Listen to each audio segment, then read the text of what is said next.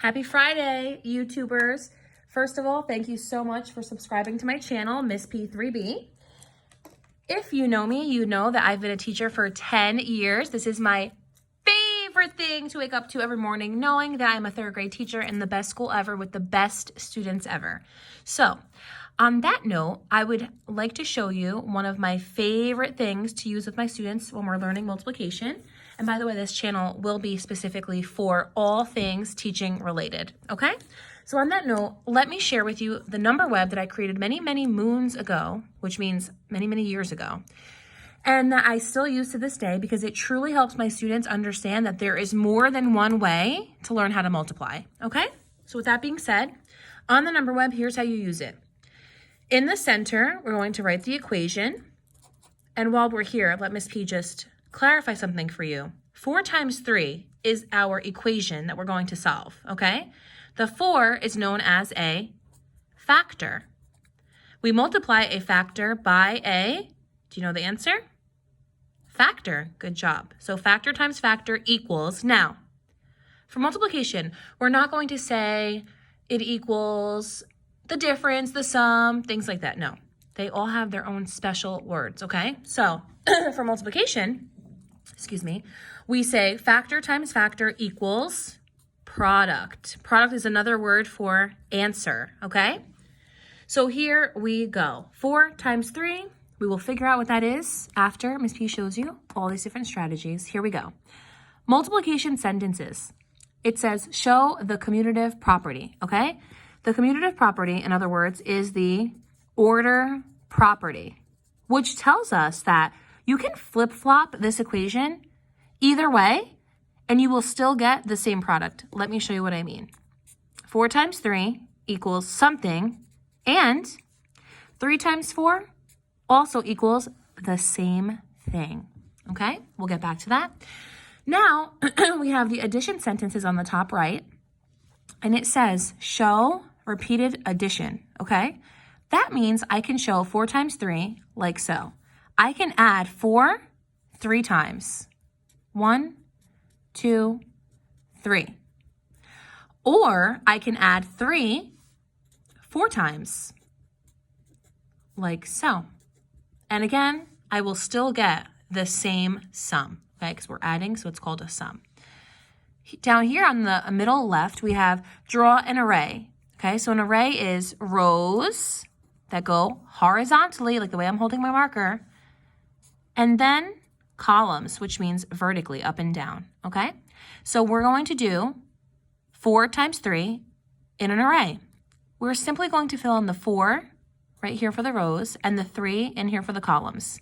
And here we go. 1, 2, 3, 4. I have my rows set up. My first row, my second row, my third row, my fourth row. Now, how many dots are we going to have in each row? 3. 1, this one counts. 2, 3, 1, 2, 3, 1, 2, 3, 1, 2, 3. Now, by now, you might have already guessed, or you might know what the product is. So just to be safe, let's check. 1, 2, 3, 4, 5, 6, 7, 8, 9, 10, 11, 12. Let's fill that in before we move on. Fill it in so we know that the product is 12. 4 times 3 equals 12, and that means 3 times 4 also equals 12. 4 plus 4 plus 4 is 12, and 3 plus 3 plus 3 plus 3 is, you got it, 12. While we're in the repeated addition box, let me also just show you a fun way to multiply is to know how to skip count properly or accurately. Let's see what I mean by that.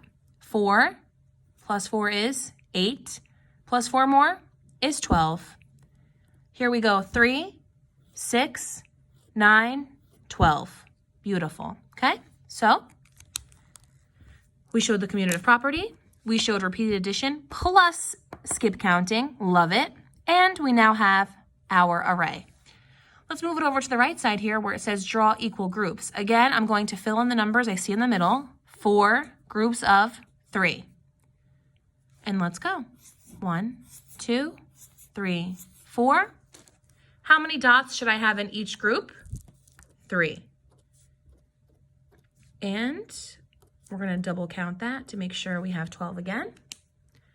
3, 6, 9, 12. Look at that. Any way you look at it on here, the product is 12. Okay, now, with that being said, the number line at the bottom is the part I like to do with my students last because you have to know the product before you begin the number line, okay? So again, we're gonna fill it in, 4 jumps of 3. I put these things in here, by the way, just as tips, okay?